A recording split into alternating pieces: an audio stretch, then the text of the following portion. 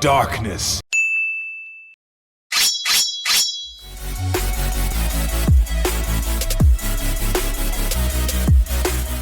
Hello YouTube and happy March Caprice! Last year, I celebrated this nerd holiday by streaming Kingdom Hearts 2 while dressed as Axel. If we're talking like the Descendants version of Hades, daddy. That clip? Really? Whatever. Anyway, this year, I'm going to take a small break from my Celebrities in Kingdom Hearts series to celebrate with my other media outlet, YouTube. And now that I'm finished with my nervous rambling about myself, let's get into it! Kingdom Hearts, as a series, has a good many unanswered questions. Where did Kairi's original Keyblade come from? Who are Luke's endemics? What did Sora's mom make for dinner? How is Goofy alive? However, there's one that I don't see anyone asking. Probably because everyone is so focused on who the Master of Masters is. Even though he's most likely just going to be a brand new character that our Lord and Savior Tetsuya Nomura and his team of archangels are going to retcon in to make it seem like he's been there the whole time, despite Nomura flat out stating that he makes this crap up as he goes. Digressing aside, the point of this episode and question/theory that I'm proposing is thus. Why is it that in Monstropolis, scaring people is discouraged and seen as the power of darkness, while in Halloween Town not only is it not considered to be the power of darkness, but actively encouraged? Or when Terra gets angry, he starts channeling the power of darkness while saying, I will not let you hurt my friend! But when other characters like Nicholas M. Mouse get angry and say, they'll pay for this, it's perfectly fine. One of these phrases seems a lot less severe than the other, and yet the far milder statement is the one channeling darkness. Occam's razor states that the easiest answer is most often the correct one, and the Occam's razor here is, well, story. The story of Nightmare Before Christmas is that being scared is a good emotion, and Jack is the good guy. Even though, at the end, Jack literally ran down and murderated Oogie Boogie in cold blood while he was running for his life in abject terror, but let's not talk about that much. Jack is the hero, scaring people is his job, and he loves it, so we should love it too, right? On the other side of that creepy, mysteriously sticky coin is the story of Monsters, Inc., which sees being scared as a bad emotion that the heroes actively work against, and just as actively work to find an alternative. Then there's Inside Out, which shows that all emotions have their good and bad sides, and it becomes a whole big can of slimy, wriggly, wormy guys with 6 arms, and I'm not going to get into that today. Plus, Inside Out isn't even in Kingdom Hearts, so be gone from here, vile feelings! But I went and got off track. Let me find the rails again and remind everyone that this is Kingdom Hearts. And moreover, this is a Kingdom Hearts fan theory, and fan theories are, much like Kingdom Hearts itself, complicated. So let's try and look at this from a Kingdom Hearts lore perspective. Also, I promise, I will get back into the Terra Mickey thing, just let me get rolling. But before we get into the heart of all of this, I'd like to run down just what darkness is in the context of Kingdom Hearts, as well as the 2 movies I'll chiefly be referring to. First off, what is darkness? Darkness is one of 2 metaphysical forces in the Kingdom Hearts series, with special powers and wills of their own. Kind of like how death was a force in the Final Destination movies, or the Force was a force in Star Wars, also with 2 sides. There's also special weapons that only certain people can wield, and clunky exposition, and comedy sidekicks. Star Wars really just is a perfect fit for this series. How can there be so many people that don't want it? Ooh. Calm down.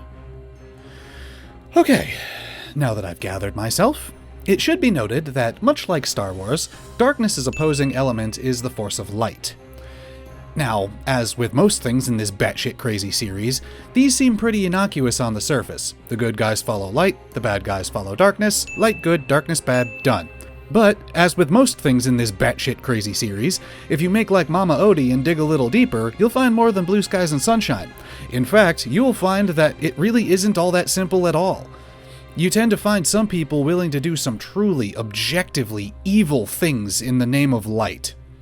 A good example would be, I don't know, starting a full-scale war with 5 armies of teenagers as your primary combatants. Oh, and doing absolutely nothing as they all commit what is essentially self-induced genocide. Yeah, that doesn't exactly sell me on the idea that you're the good guy. You're just farting into a fan at that point. That's not enjoyable for anyone except for the perpetrator. And also, yes, this is a Disney series. Now for the whole reason I started this essay, the two movies about scaring people. Starting with Monsters, Inc., you have the darkness-aligned bad guy in Randall, who is exceptionally good at scaring people, specifically children. But here's the thing, he was the number 2 scarer, and Jim Preston Sullivan was number 1, so that means that he should be the biggest bad guy, right? There should be, a world boss fight against Jamie Perseus Sullivan, a la Beast from KH2, right? That would be awesome, but no, there's not. There's something more going on. And the same goes for The Nightmare Before Christmas. See, for all the differences between the two movies, the characters really are very similar. You have the hero, who is the best scarer, and the villain, who is also a particularly good scarer, but not as good or moral as the hero. So what gives? What's the Kingdom Hearts lore reason that these guys, who are objectively better at causing bone-chilling terror, walk in the light while these poor unfortunate souls trip the darkness? Or why Sora threateningly asks if they're going to try to scare Boo. Fool, you already know people who scare others for a living! See, it's because Jack and Sully subscribe to the AZ Link channel, and heroes subscribe to this channel. Thus, they are more well-liked by the Kingdom Hearts development team. Sorry, I don't make the rules here. In any case, shameless shilling for myself aside, there is a real answer, and it can be found in, of all places, Arendelle. And it's told to us by the Queen herself. I'm the Queen. No, not you. Queen Minnie? Not her either. Are you even trying anymore? You know who I'm talking about. Put her on the screen. Thank you. Yes, her, Larxene. While talking about the nature of Elsa's power, Larxene gives us this absolute banger of a lore drop by saying, Depends on how she sees it. If she believes her magic is darkness, that's what it will become. Why is no one else talking about this? Larxene just explained so much with this singular sentence. She just revealed that darkness is only darkness if you believe darkness to be darkness. You heard me. The nature of darkness is the belief that an action or emotion is caused by channeling or opening yourself up to the power of darkness. Now, let's apply this to Halloween Town. Oogie Boogie knows that what he's doing is inherently wrong. He believes that he's upsetting the established order and peace. Thing is, he enjoys it. To quote Eddie Brock from Spider-Man 3, I like being bad. It makes me happy. Whereas Jack truly believes that making people load up their britches is a good thing. As the song This Is Halloween states, That's our job But we're not mean in our town of Halloween. scaring is his job, but at the core of it, he's not a douchebag about it, and he remains a decent guy. And the same goes for Sully and Randall. Bad guy do bad things, good guy do bad things, but for better reasons while not seeing them as bad.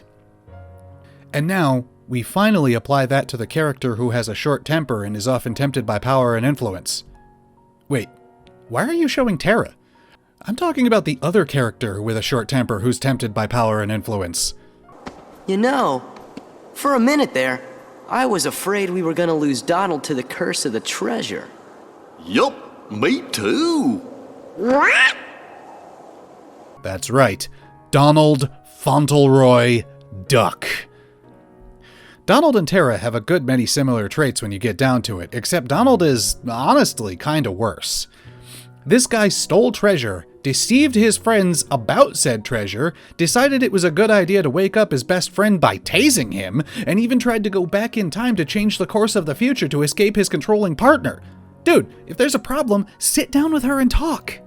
Terra, he just gets angry sometimes, and is duped by Hook into putting Peter Pan in his place. So why is it that Terra gets triple Norded while Donald gets to be a friggin' guardian of light? Well, honestly, it's because of Ericus. I'm not trying to say that Ericus is a bad mentor, but he did teach Terra that anger and a desire for more power are traits which lead to darkness, while Donald just had people who accepted him.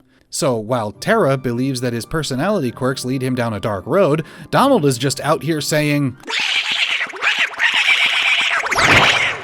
Or Mickey not having Ericus telling him for years that anger is, as Billy Zane might say, Ho dunk, po dunk, well then there, motherfucker! no, not that! Alright, let's try it again. Mickey doesn't believe that his anger is tied to the darkness. Yes, much better.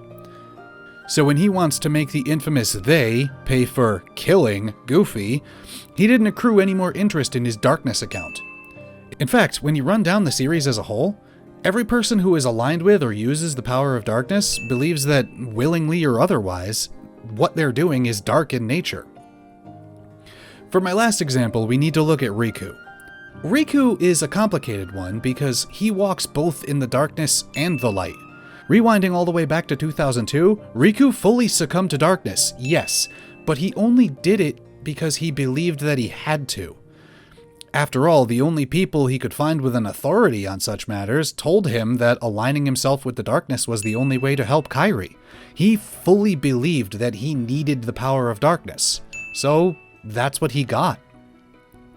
And then he spent a lot of time trying to suppress it, all the while believing that it was still there. Thus, darkness stuck with him. Fast forward to the ending of Chain of Memories, Another Side, Another Story, Riku conquers the darkness inside, manifesting itself as Ansem, the Seeker of Darkness. I'll get into that in the next paragraph. The ending of 358 Days Over 2 saw Riku believing that he needs to dive headfirst into the power of darkness in order to stop Roxas. So he did, and his belief turned him into the most powerful being of darkness that he had ever known. This brings up another question, actually. Is the darkness in Riku actually Ansem, or does it just take that form because that's what Riku associates with it?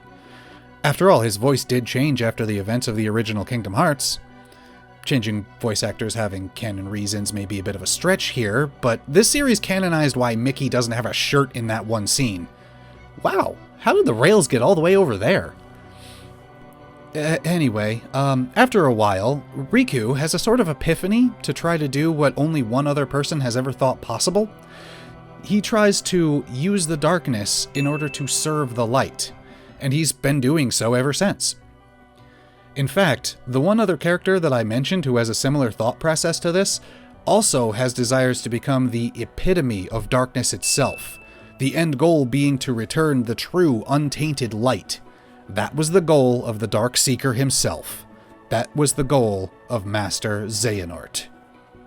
So, I guess I could cap this off by saying that if there were a tangible reason for why darkness acts as it does, this, to me at least, is the most likely.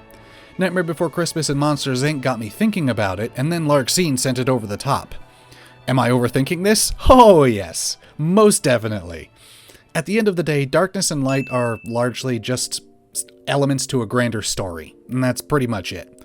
But also, at the end of the day, it's up to us, the fans, the overthinkers, the overthinking fans, to make sense of things, because God knows Nomura isn't going to do it for us. I'm still waiting for an explanation for this shit. So what do you think? This is my first theory-esque essay that I've written for YouTube, and I've had a lot of fun doing so, honestly. I mean, if you like this essay and you want to hear/see more, then I guess check out some of my other episodes. I have a few short stories that I wrote, as well as a breakdown of celebrities that have made appearances in Kingdom Hearts. Those are actually my biggest videos so far, which is... it's crazy, so thank you guys for that. What was I saying? I also did a ranking of all the emblems in Kingdom Hearts 3, and also, while you're there, hit subscribe, I guess. I mean, I bet you can't. It's sneaky. But hey, really, thanks for checking this out. It truly does mean the world, and happy March Caprice to everybody out there. This is a nerd holiday that really resonates with me. I first got into it last year, as I've said before, but it is so much fun to get creative and see what other people have also created. And it really makes me want to start doing collaborations with other creators for March Caprice. Or not just for March Caprice, it can be for whatever. But yeah, it makes me want to be more involved in the community and not just be one guy sitting here with a microphone speaking into it sonorously to all of you. As much as that might appeal to me. But yeah, do you have a similar desire for collaborations or whatever else? Let me know in the comments, and we can definitely figure something out. Discord or whatever, and stuff. I'm gonna go now. Happy March Caprice, guys. I'll see you real soon. Later.